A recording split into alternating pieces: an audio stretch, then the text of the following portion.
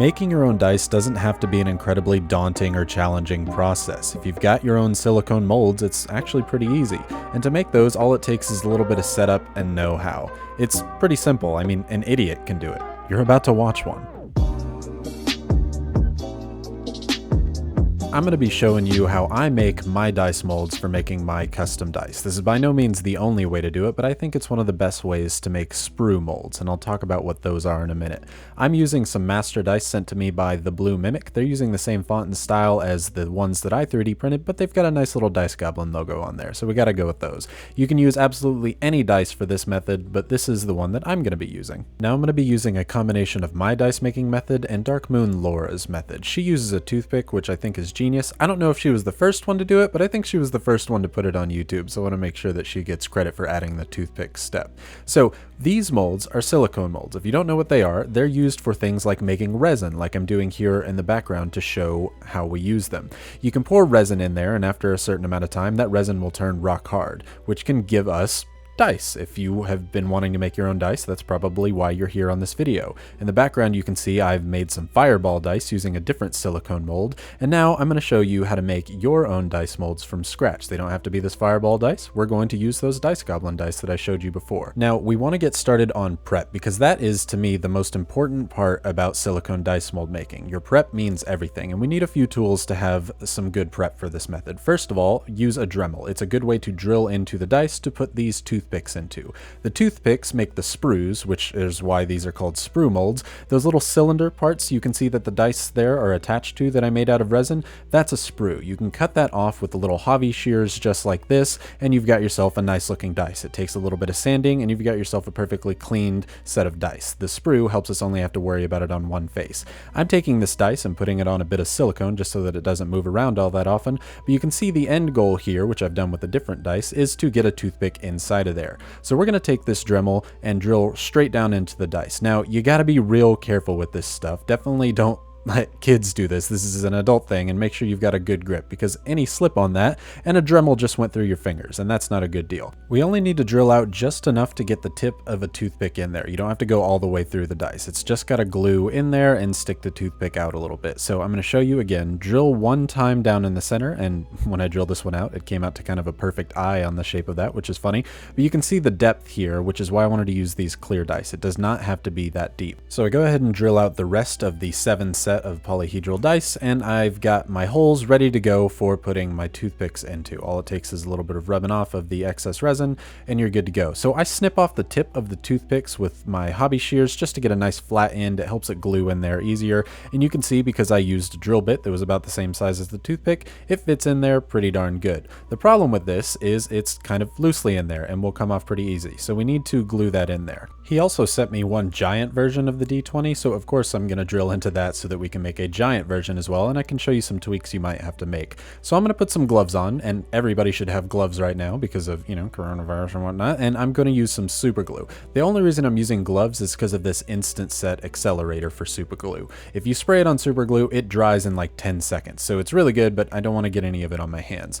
So I put just a tiny little dab, the tiniest dab. You don't want any excess super glue coming out when you put it into the dice. I put it on the stick of the toothpick, put some accelerator on, and immediately put it inside the dice. After 10 seconds, that thing's not going anywhere. It is stuck, which is great. We don't want these things falling out very easily. We're going to be kind of rough with them as we go forward, so it's good to have those. You could absolutely just do this step with hot glue or just super glue. You don't need the accelerator. You just might have to wait a little bit of time. I wanted to get this all done in an afternoon because I don't have a lot of time. So now, boom, I've got myself a dice popsicle. With our dicicle done, we need to do just one more thing before we can start making our silicone molds. So you can see there's a little excess spot here, which is where the sprue is going to pool excess resin, so that if we reduce our dice in size by using a pressure pot, it will suck that resin down in there, and we need a vessel to put it in. I like to use these tiny little red plastic Solo cups because they're smooth on the inside, and they really help with the process. I use tiny little dice as the excess resin pool for my sprues. You don't have to, it's just kind of tradition for me at this point, but one thing you always want to test for is size, because if I put this little dice down in there and I use my dice where I cut the toothpick and I had just put this in without measuring things, I would have been flabbergasted by finding out that I did not leave enough room for there to actually be silicone in the cup. So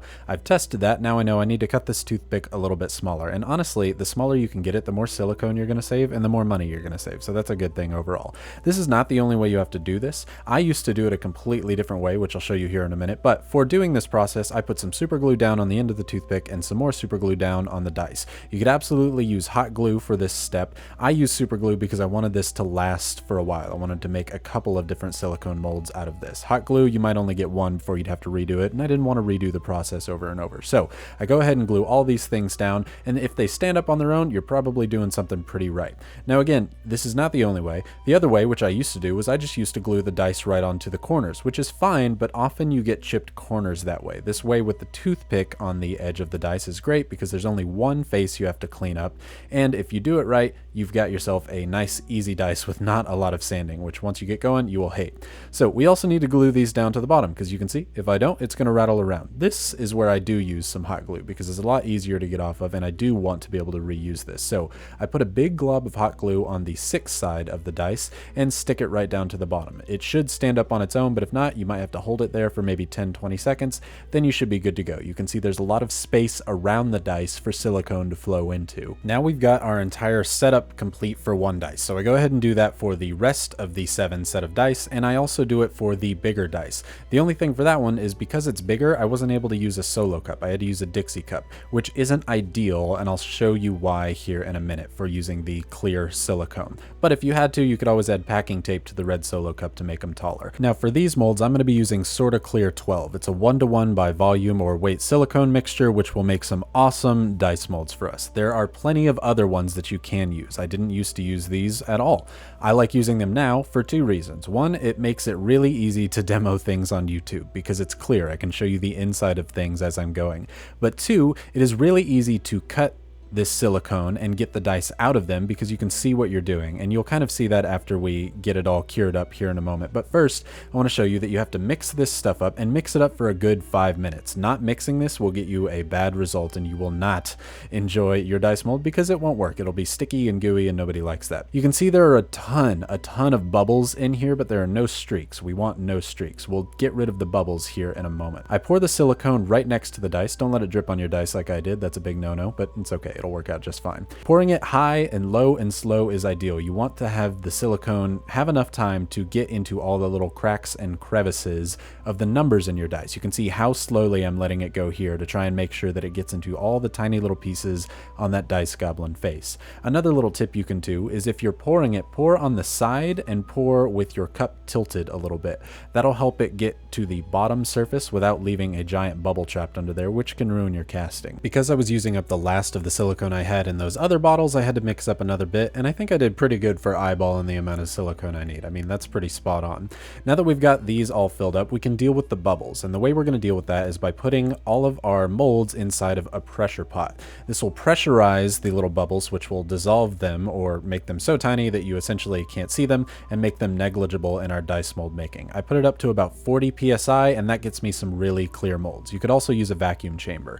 If you don't have a pressure pot, don't worry. You don't need to do this. You only need to do this if you're going to pressurize your dice when casting, if you're trying to get completely clear dice. You can see here there's essentially 0 bubbles in this silicone mold. It's very, very clear. You can see all the way down, and it's squishy and it's cured. I left it in there for the full cure time of 12 hours. I go ahead and cut these out with my little hobby shears, just enough to pull them out, and you can see here that we've got a completely usable and ready to go mold. The only thing we need to do now is cut the dice out of it, but you can see that dice does not need to be centered. That is absolutely not important that the excess sprue area is in the very center. It's more important that your dice is in the very center. Now, I want to show you why the Dixie cup is not ideal. You can see the difference in the clearness. The one on the left, super clear, very easy to tell where you need to cut. The one on the right, not so much. At that point, you might as well have not used the clear silicone at all and save yourself maybe $5 or $10. Now, I'm going to use an X-Acto knife to cut my silicone and get my dice out of there. You want to use any super sharp knife to get the job done, and I think it's best to do a pulling method when you're cutting these things. It cuts super smoothly. You don't have to kind of do a saw motion and jag it back and forth. And And when you're cutting, try and remove anything that's in your way. Whatever gets you a nice, straight, smooth cut is exactly what you want. The reason we use this clear silicone and what makes life better is when you're cutting, you can go right along the edge of the dice, right along the edges of the face. If you do that, the flashing or excess resin when you're casting your dice will be on the edge and not on the face of your dice. So much so that you might not even have to sand that face of the dice, which is, oh my God, if that can save me from sanding, absolutely I want to do that. So really take your time with this. And if you pull your silicone away when you're doing it, you might not ruin your masters to where you can make a couple of different master molds out of these. So once you have enough to pull your dice out of the mold, call it good. Don't cut any more than what you need. This is a completely good mold, and you can see I only went down about half of the D20 size. I probably could have even gone less there. Once you can pull it open and pull your dice out, you're good to go. So I cut out the rest of the dice from the molds, even from the kind of more opaque version from the Dixie cup, and it was fine. I could still see the edges. Oftentimes that's not the case. Oftentimes you can't see anything on the inside. Here are blue dice molds. They're the same thing except using a blue silicone. You can see how much more difficult this would be to try and cut them out without knowing where the edges are. You're probably going to hit a face, which means you're going to have to do more sanding. You can do this on any size dice to make any size mold. You can see this is a giant D20 I did a long time ago in a video compared to even the larger D20 that we did today. It works just fine. You might need a bigger sprue and you might need a bigger resin reservoir, but you're good to go. And you can see here how little scratches there are on the surface of this dice because I took my time pulling the silicone away and cutting along the edges of the face. We've got ourselves a perfectly reusable set of silicone dice molds. You can see the detail on the inside of these is great. Everything kind of turned out exactly how I want. Now when you're using these, there's a couple different ways that you can seal them up, because you can see if we just poured resin in here, there's a good chance that a lot of it is going to come out the side because I cut all around it. There's holes, right? So you can either seal it up with rubber bands, but I don't like to use that if I don't have to. I like to use blue packing tape. It gets me a nice tight seal without being too tight, because if you leave rubber bands on there too long, you're bound to deform your molds. And we spend a lot of time and effort on those, like this one. You can see the fireball mold. I made this one a long time ago. I've probably made a few sets out of it since now, and it still works and is good to go and makes perfect dice. I don't want to waste that money or time again doing it, and I'm sure you don't want to either. So if you want to see some actual dice being made out of these molds, I just wanted this video to be, here is the de facto way of how I make sprue molds. So you can refer to this video, or I can refer to it in my video, rather than having to rewatch this over and over. I make a ton of different dice. If you want to check out those, that's awesome. This weekend, there's going to be one using these dice and these molds to make some new class dice. So maybe check those out if you'd like to see that. Thank you so much to my patrons who help support this channel. Their video that they chose is coming out this weekend, where we are going to make that class set of dice. So if you want to be able to vote on what videos I'm going to be doing, maybe take part into that. And thank you so much for watching this one. Please subscribe if you might want to see some more videos like this, or how to make your own dice, or any other sort of tabletop crafting. I kind of do a lot of different things. Join the Dice Goblin Discord in the description down below if that's something that you'd like, and links to all these products that I use will also be in the description in case you want to learn how to make it yourself. Thank you so much for watching this video. I hope that you all stay safe right now and have a fantastic day.